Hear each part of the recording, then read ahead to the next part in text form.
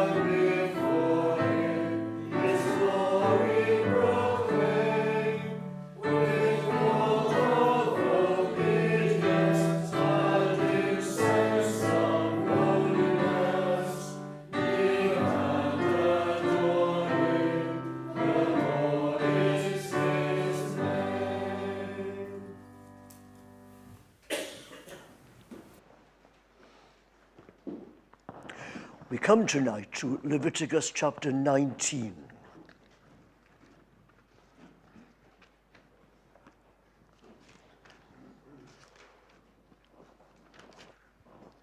And tonight, as sometimes, I shan't now read to you the whole of the chapter or part of the chapter, but as we go along, I'll read different sections of it. Chapter 19 reads like a schedule of 25 or so random laws. Verse 13, do not hold back the wages of a hired servant. Verse 19, do not mate different kinds of animals. Verse 26, do not eat any meat with the blood still in it. Verse 32, rise in the presence of the aged. Sounds like there's 4, but the whole chapter sounds like 25 random laws. And part of The randomness is that laws you might expect to be grouped together are scattered through the chapter. So, for instance, verse 13, do not defraud your neighbor or rob him. Do not hold back the wages of a hired man overnight. And then verse 35, do not use dishonest standards when measuring length, weight, or quantity. Use honest scales and honest weights, an honest ephah and an honest hin. The chapter feels random, 25 or so random laws, and yet I find it hard to believe that that's what it is. Remember, if you'll allow me to say this again, I haven't said it for a few weeks now, remember the book of Leviticus is all about the tabernacle. The tabernacle has two names, and with each name there's a hint, more than a hint, about what the tabernacle is, what the tabernacle is for. The tabernacle is, first of all, tabernacle, the dwelling place of God. And the tabernacle is tent of meeting, the place where God and his people meet. At the end of the book of Exodus, the tabernacle really is the tabernacle. God has come down. It's hard to say it, to understand it, but God has come down to live in the tabernacle. Exodus 40, verse 34, almost at the very end of the book, the last chapter, some of the last words, then the cloud covered the tent of meeting, and the glory of the Lord filled the tabernacle. The tabernacle really is the dwelling place of God, but it is not yet the tent of meeting. God is in the tabernacle, but the people are outside. Even Moses, Exodus 40, verse 35, even Moses is not allowed to enter the tabernacle. And that's where the book of Leviticus begins. God is inside, Moses is outside, and God calls to Moses from inside. And that's Leviticus chapter 1, verse 1. And the first 7 chapters are like that. God is calling to Moses from inside. And so the question in Leviticus is, how can the tabernacle, the dwelling place of God, really become the tent of meeting, where God meets with his people? The first answer comes in chapters 1 to 7. It is by sacrifice. Chapters 1 to 7 describe, give instructions for the 5 big sacrifices: the burnt offering, the grain offering, the fellowship offering, the sin offering, and the guilt offering.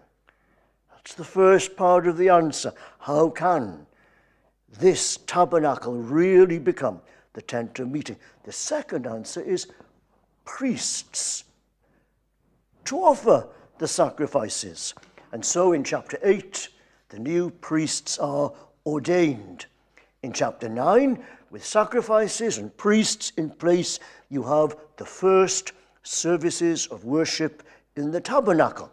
And when all the sacrifices have been offered, the glory of the Lord appears, and fire comes out from the presence of the Lord and consumes the sacrifices. That's chapter 9, but straight away there's a problem. The tabernacle is defiled. Remember Nadab and Abihu. And so you have then the laws of clean and unclean to protect the tabernacle from defilement. That's chapters 10 to 15. Chapter 16, you have the big annual mopping up day, the Day of Atonement, when all sin and uncleanness from the previous year, which might somehow have slipped through the offerings, the blood, the atonement, any defilement left now in the tabernacle, any sin of the people that hasn't been covered, purged during the year, is mopped up on the Day of Atonement. That's chapter 16. And then comes chapter 17 to 20. And these chapters are full of laws about life outside the tabernacle, sometimes called the holiness laws. The people must be holy in all their lives outside the tabernacle in order to meet with the holy God at the tabernacle. And it works the other way too. If you are meeting with the holy God at the tabernacle, that holiness will flow from God, from the tabernacle, out into the whole of life outside the tabernacle. And so there are these 4 chapters of holiness laws for life outside the tabernacle. Remember, chapter 17 is all about holiness with regard to blood. Not now specifically the blood of sacrifices, but blood full stop, outside the tabernacle. The blood of animals you eat. Blood now anywhere in the camp outside the tabernacle is precious because of how blood is used inside the tabernacle. It's the blood that atones. And so now all blood is counted valuable, precious. Chapter 18, holiness with regard to sexual relations. We had that last time. And then tonight's chapter 19, these laws about all sorts of things. And then there's chapter 20. Now, chapter 20 seems to basically go back over the sins of chapter 18. All those sexual sins, those don'ts of chapter 18. Chapter 20 goes through, it seems, the same sins again, but this time adding what becomes the main subject, the penalties, the punishments, which must be applied when those laws are broken. And so we're in chapter 19 tonight, but you see what chapter 17 to 20 are. Holiness laws for outside the tabernacle.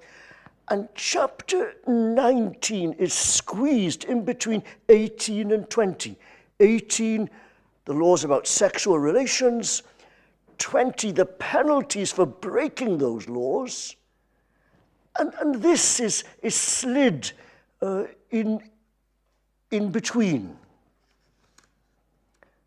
And I find it hard to believe that in such an organized book, and in such an organized set of 4 chapters, the holiness laws, I find it hard to believe that chapter 19 doesn't belong there for a very specific reason.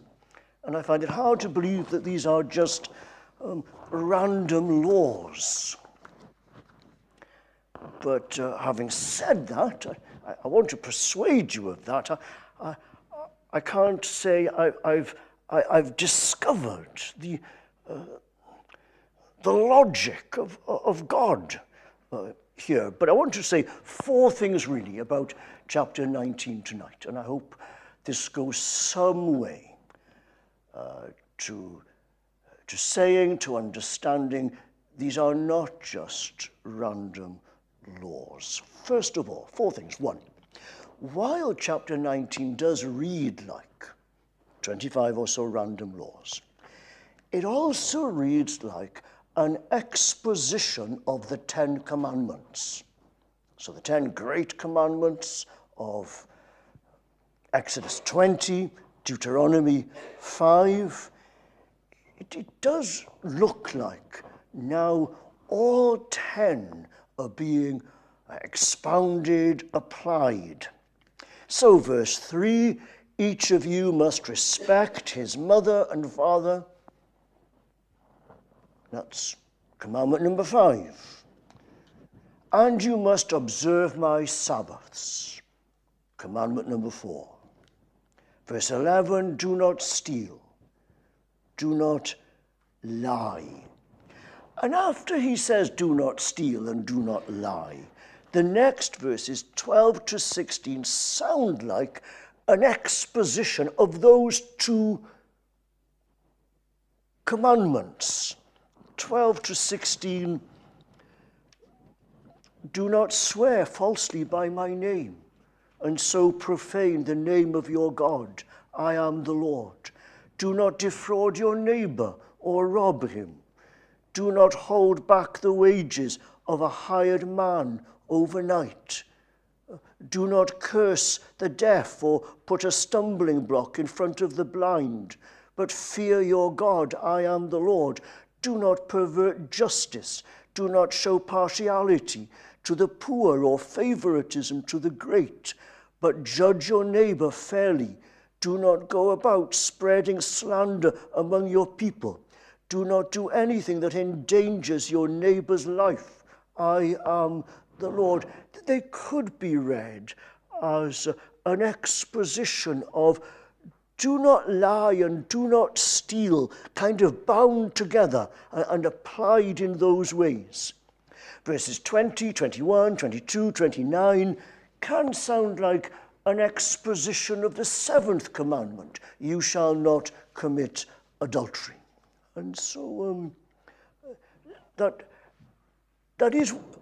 is a way of understanding what's happening in chapter 19. It's a way that people have taken it, and I like it.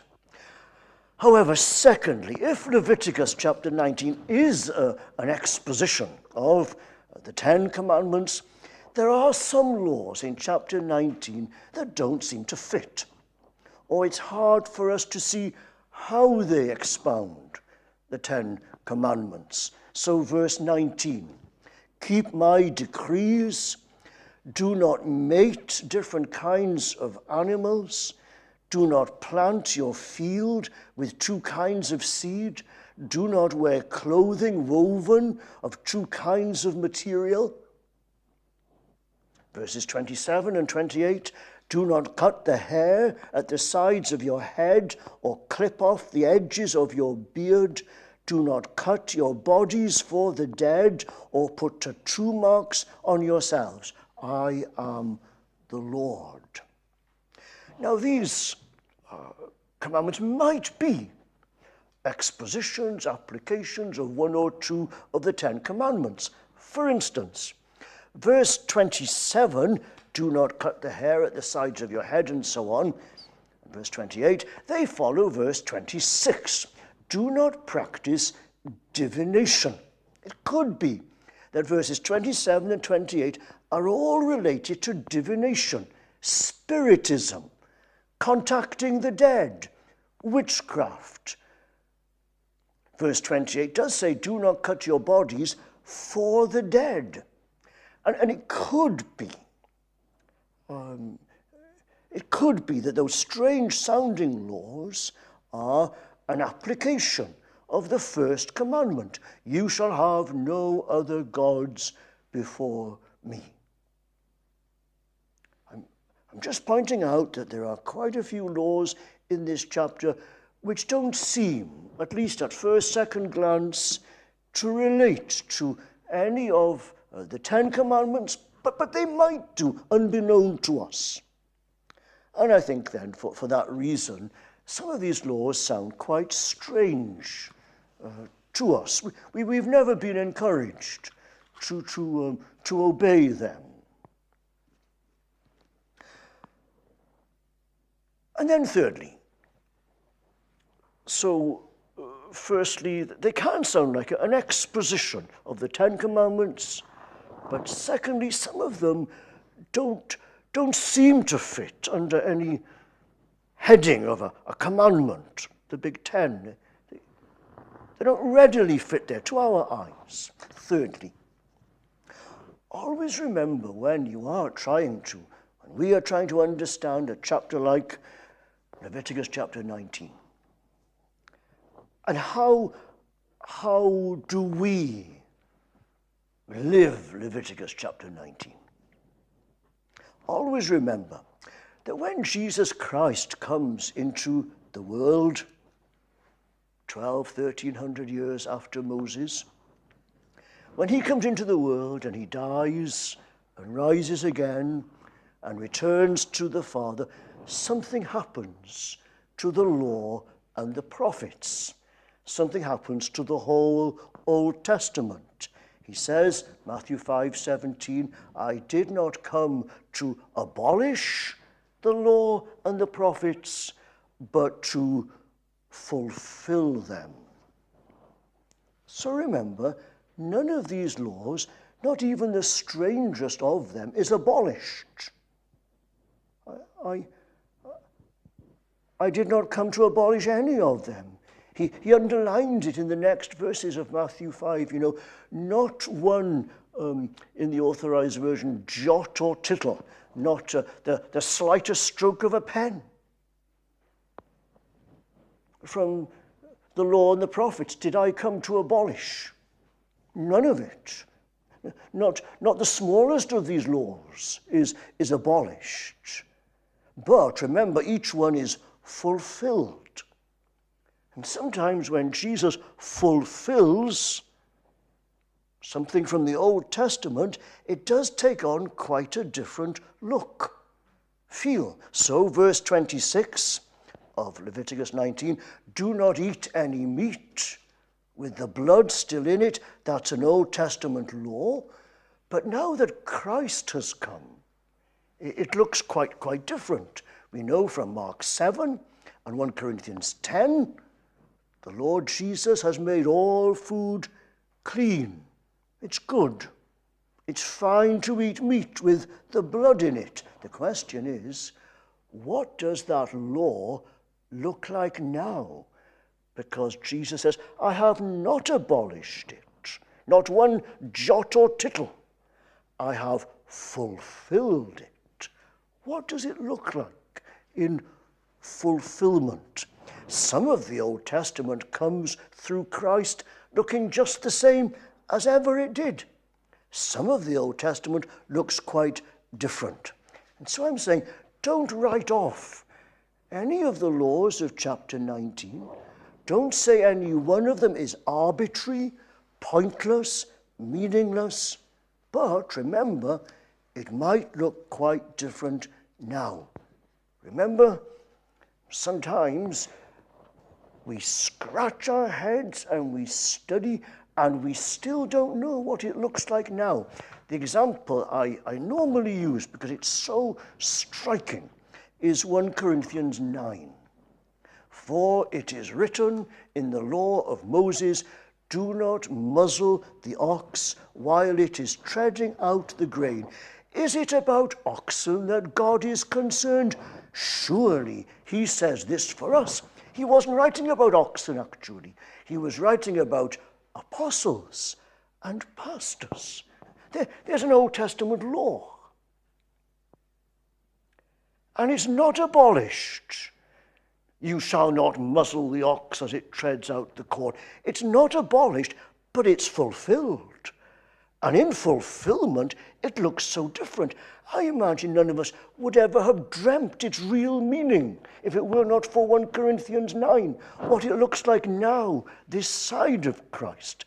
And so there is a lot of work to do in understanding what these laws look like. Paul says, it was written for us. You see that? He doesn't say, oh, well, that was a law for national Israel. That was civil law. That was ceremonial law. Of course it's abolished. No. He says it was written for us. It means more for us than it meant for the Israelites. The question is, what does it look like? Now the bud has become a flower. And that's what we need to ask about the more difficult laws, perhaps all the laws actually of chapter 19. what do they look like now? If none of them drops down dead when Christ comes, what do they look like now? And that's the third thing tonight. And then fourthly and lastly tonight, I want to say this: however odd some of these laws sound to us, I want you to notice that holiness in Israel was intended to be a really very beautiful, lovely thing. Notice how lovely this holiness is. So the laws are introduced in verse 1 of chapter 19. Be holy, because I, the Lord your God, am holy, holy, holy. Just notice now what a beautiful thing holiness was going to be. You know, now they're in between Egypt and Canaan, and he's been telling them, don't be like it was in Egypt. Don't be like what the present residents are like in Canaan. Be like this. Be holy, for I am holy. It's very lovely. Just listen to some of these laws now. Verses 9 and 10. When you reap the harvest of your land, do not reap to the very edges of your field, or gather the gleanings of your harvest. Do not go over your vineyard a second time, or pick up the grapes that have fallen. Leave them for the poor and the alien, the foreigner. I am the Lord your God. What a lovely, lovely, lovely law. Don't completely harvest your field.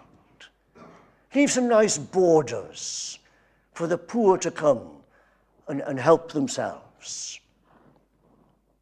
Verse 13, do not defraud your neighbor or rob him. Do not hold back the wages of a hired man overnight. If you're an employer, remember, your employee might have cash flow problems. Pay him every day. Be aware. Let him have some cash in his pocket every night. It's so nice. It's just so lovely. Verse 14, do not curse the deaf. And that's worth thinking about. Don't curse the deaf. Is the stress on the word curse? Or does it mean, look, don't think, well, he can't hear me, she can't hear me, I can say anything about him. No, don't.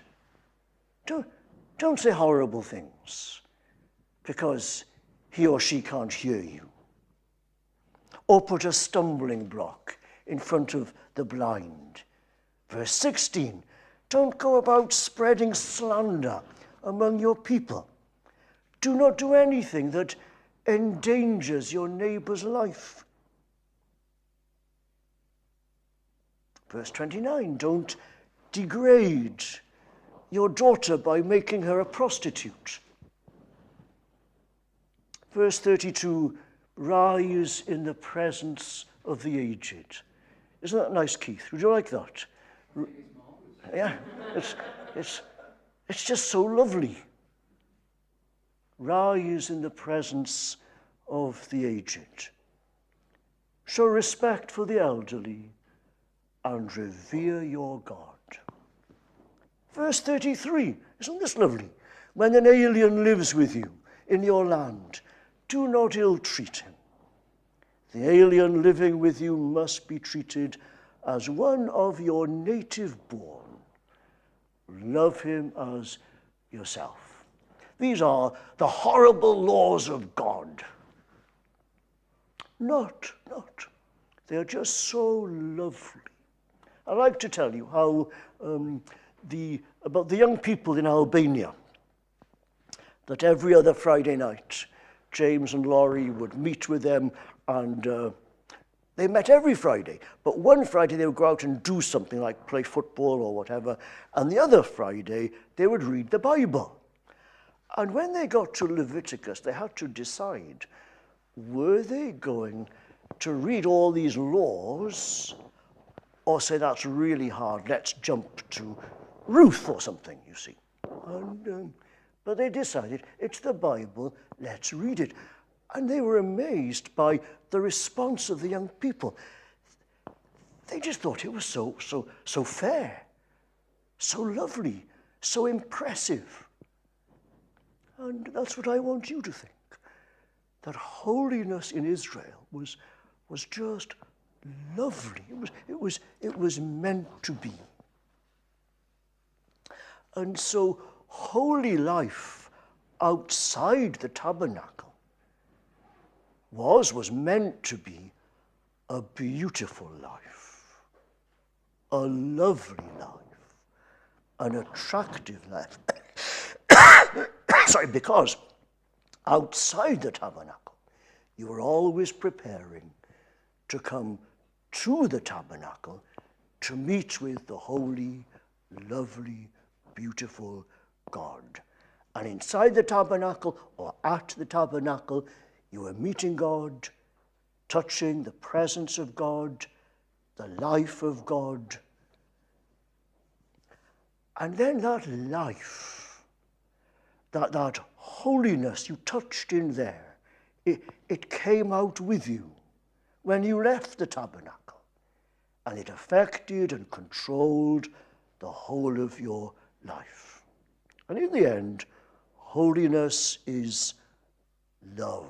Holiness is love. The Wesleys were right. In the end, holiness is love. Verse 1, be holy, because I, the Lord your God, am holy. Verse 18, love your neighbor as yourself. And in the end, in the Bible, holiness is love. It's true there in 1 John Martin, chapter 1, verse 5, God is light, and in him is no darkness at all. Walk in the light as he is in the light. Chapter 2, I wish I could quote it now, but to walk in the light is to love your brother. In the end, light is love, holiness is love, God is love. You meet with the holy God in the tabernacle, and you come out and you bring the love of God into all your life. And that's holy and clean and godly.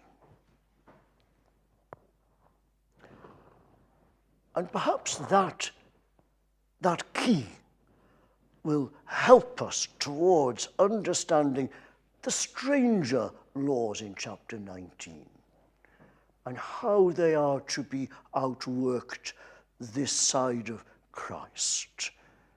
In the end, they'll all be about love. You shall love the Lord your God with all your heart, mind, soul, strength, and your neighbor as yourself. All the law can be summed up in love. And there we'll leave it for tonight, and we'll sing this second hymn on the board, 157. It passes knowledge, that dear love of thine, my Saviour Jesus, yet this soul of mine would of thy love, in all its breadth and length, its height and depth, its everlasting strength, know more and more. 157, as Ruth begins to play, let's stand to sing.